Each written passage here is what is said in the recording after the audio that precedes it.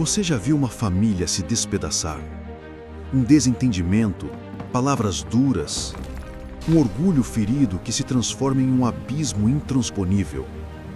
Irmãos que antes compartilhavam a mesma casa, a mesma herança, agora se olham como estranhos, ou pior, como inimigos. É uma das tragédias mais dolorosas da experiência humana. Agora, imagine essa mesma tragédia acontecendo em escala nacional. Uma nação inteira, unida por um pacto com Deus, forjada no deserto e glorificada sob o reinado de Davi e Salomão, partindo-se em duas. Essa não é uma ficção. É a história real e impactante da divisão do reino de Israel. Muitas vezes lemos a Bíblia e vemos os nomes Israel e Judá e não paramos para pensar na ferida profunda que essa separação representa. Por que o povo escolhido por Deus se dividiu de forma tão violenta? Foi apenas uma disputa política pelo poder?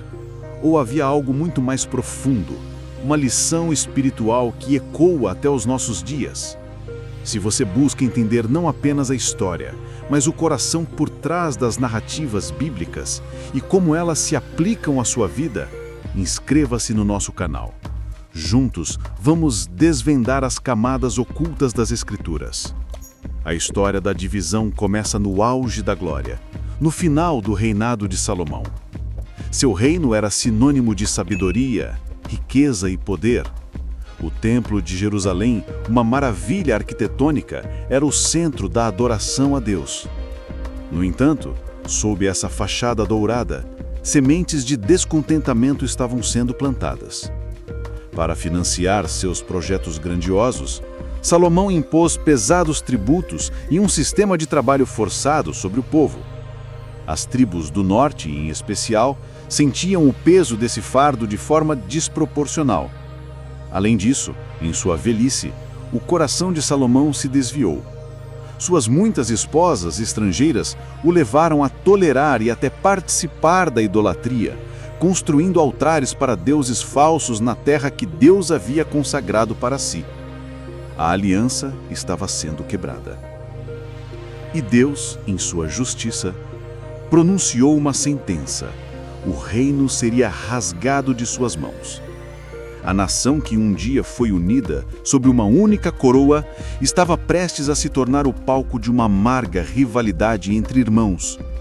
O conflito que definiria a história de Israel x Judá por séculos. A morte de Salomão não trouxe alívio, mas um momento de decisão. O destino de uma nação inteira repousava sobre os ombros de um homem, seu filho, Roboão. Com a morte de Salomão, as tribos de Israel se reuniram em Siquém, um lugar de grande significado histórico, para coroar seu filho, Roboão. Mas não era uma coroação incondicional. O povo, liderado por um homem chamado Jeroboão, que já havia se rebelado contra Salomão, apresentou uma demanda clara e justa. Teu pai tornou pesado o nosso jugo. Agora, pois, alivia tu a dura servidão de teu pai e o seu pesado jugo que nos impôs, e nós te serviremos. Era uma oportunidade de ouro para Roboão começar seu reinado com um gesto de humildade e reconciliação. Ele tinha uma escolha, e, como todos nós, ele buscou conselho. Primeiro, ele se voltou para os anciãos, homens sábios que serviram a seu pai e entendiam a dinâmica do reino. O conselho deles foi pura sabedoria. Se hoje te tornares servo deste povo e o servires, e respondendo-lhe lhe falares boas palavras, todos os dias serão teus servos. Eles o aconselharam a ser um líder servo, a ouvir, a aliviar o fardo, e em troca ele ganharia a lealdade eterna do povo. Mas Roboão, em sua imaturidade, desprezou esse conselho. Ele se voltou para os jovens que cresceram com ele, amigos que compartilhavam sua visão arrogante de poder. O conselho deles foi o oposto. Meu dedo mínimo é mais grosso do que os lombos de meu pai. Meu pai vos castigou com açoites, porém eu vos castigarei com escorpiões. Era uma declaração de tirania. uma promessa de que a opressão não apenas continuaria, mas seria intensificada. Diante de todo o povo, Roboão proferiu as palavras que selaram o destino da nação. Ele escolheu a arrogância em vez da humildade, escolheu o poder em vez do serviço. A resposta do povo foi imediata e visceral. As 10 tribos do norte levantaram um grito de rebelião que ecoaria por gerações. Que parte temos nós com Davi? Não temos herança no filho de Jessé? As tuas tendas, ó Israel, cuida agora da tua casa, ó Davi. Naquele momento o reino se partiu. A nação de 12 irmãos, descendentes de Jacó, foi dividida em duas. O reino do norte, composto por 10 tribos, passou a ser chamado de Israel, com Jeroboão como o rei. O reino do sul, formado pelas tribos de Judá e Benjamim, permaneceu leal à casa de Davi, sendo chamado de Judá. Essa história te impactou? Compartilhe esse vídeo com alguém que precisa entender como as nossas escolhas podem dividir ou unir. O confronto Israel e Judá não era mais apenas uma possibilidade. Era a nova e dolorosa realidade. Mas seria justo culpar apenas a insensatez de Roboão por essa catástrofe? Ou havia uma mão soberana guiando os eventos, cumprindo um propósito maior que estava além da compreensão dos homens daquela época? À primeira vista, a divisão do reino parece ser o resultado direto da tolice de Roboão e da rebelião do povo. E, de fato, a responsabilidade humana é inegável. Contudo, as Escrituras nos mostram que essa história tem camadas muito mais profundas. Para entender a divisão, não podemos ignorar a soberania de Deus. O próprio texto de 1 Reis, capítulo 12, versículo 15, nos dá uma pista crucial. O rei, pois não deu ouvidos ao povo, porque esta mudança vinha do Senhor, para confirmar a sua palavra que o Senhor falara por meio de Aías, o Silonita, a Jeroboão, filho de Nebate. Aqui vemos uma conexão bíblica legítima e direta com um evento anterior. Em 1 Reis 11, o profeta Aías encontrou Jeroboão e, num ato simbólico, rasgou sua capa nova em 12 pedaços, entregando 10 a Jeroboão. Era uma profecia clara. Deus estava rasgando o reino da mão de Salomão por causa de sua idolatria e daria 10 tribos a Jeroboão. Portanto, a decisão tola de Roboão foi o instrumento que Deus usou para cumprir sua palavra de juízo. Não foi um acidente histórico, foi a colheita do que Salomão havia plantado. Essa conexão nos leva ainda mais para trás, para a própria lei de Moisés. Em Deuteronômio 28, Deus estabelece as bênçãos da obediência e as maldições da desobediência. Entre as maldições estão a desunião, a confusão e a opressão por líderes insensatos. A divisão do reino é a materialização dessas advertências. A nação, ao se desviar de Deus e abraçar a idolatria, estava atraindo sobre si as consequências inevitáveis da quebra da aliança. A rivalidade Israel versus Judá se tornou um símbolo trágico desse fracasso nacional. As consequências dessa divisão foram devastadoras e duradouras.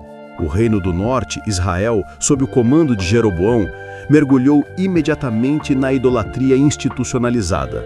Com medo de que o povo subisse a Jerusalém para adorar e retornasse à casa de Davi, Jeroboão estabeleceu 2 bezerros de ouro, em Dan e Betel, criando uma religião falsa que contaminou a nação até sua destruição final pelos assírios. O reino do sul, Judá, embora tivesse a vantagem de possuir o templo e a linhagem davídica, também vacilou, alternando entre reis fiéis e reis idólatras, culminando em seu próprio exílio na Babilônia. A divisão enfraqueceu ambos os reinos, tornando-os presas fáceis para os impérios vizinhos. Uma família dividida se torna vulnerável, e com a nação de Deus não foi diferente. Diante de tanta falha, juízo e dor, podemos nos perguntar: onde está a esperança? O que essa história de um reino partido pode nos ensinar hoje, em nossas vidas, famílias e comunidades tão frequentemente marcadas pela divisão? A história da briga de irmãos que dividiu uma nação é sem dúvida uma tragédia. É um retrato sombrio do orgulho, da insensatez e das consequências devastadoras do pecado. Mas, como em toda a Escritura, mesmo nas sombras mais escuras, encontramos a luz da sabedoria de Deus e a promessa de sua redenção. A aplicação para nós hoje é imensamente poderosa e relevante. Primeiramente, a escolha de Roboão nos ensina uma lição atemporal sobre liderança e humildade. Ele teve a chance de ser um líder servo, mas escolheu ser um tirano. Isso nos desafia a avaliar como usamos nossa influência, seja em casa como pais, no trabalho como gestores ou na igreja como líderes. Estamos construindo pessoas com palavras de graça e serviço ou estamos esmagando-as com o peso de nosso ego e autoridade?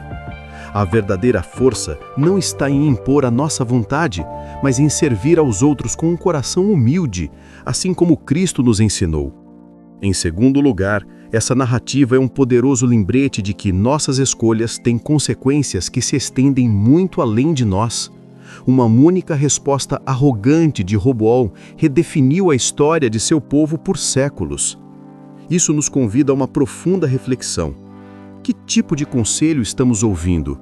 O conselho da sabedoria, da paciência e da reconciliação? Ou o conselho impulsivo do orgulho e da gratificação imediata? Somos chamados a buscar a sabedoria que vem do alto e a tomar decisões que promovam a paz e a unidade, não a discórdia. Por fim, e mais inspirador, mesmo em meio ao juízo e à falha humana, o plano de Deus não foi frustrado. A divisão do reino foi um juízo, mas não foi a última palavra. Deus preservou a linhagem de Davi através do reino de Judá. E foi dessa linhagem, dessa tribo, que, séculos depois, nasceu o Messias, Jesus Cristo. Ele é o verdadeiro rei, aquele que não veio para ser servido, mas para servir e dar a sua vida em resgate de muitos. Ele é aquele que derruba os muros de separação e, em seu corpo, une o que estava dividido, criando uma nova família, um novo povo, a Igreja. A história do confronto Israel versus Judá nos mostra o quanto precisamos de um Salvador. Por isso, o convite final não é apenas para refletir, mas para agir. Abra sua Bíblia, leia você mesma a história em 1 Reis capítulo 12, medite sobre ela. Peça a Deus que lhe mostre áreas em sua vida onde o orgulho pode estar causando divisão. Busque recursos de estudo confiáveis como comentários e dicionários bíblicos para aprofundar sua compreensão. O estudo pessoal da Palavra de Deus é a jornada mais transformadora que existe, pois nela encontramos não apenas a história da falha humana, mas a incrível e persistente história da graça redentora de Deus.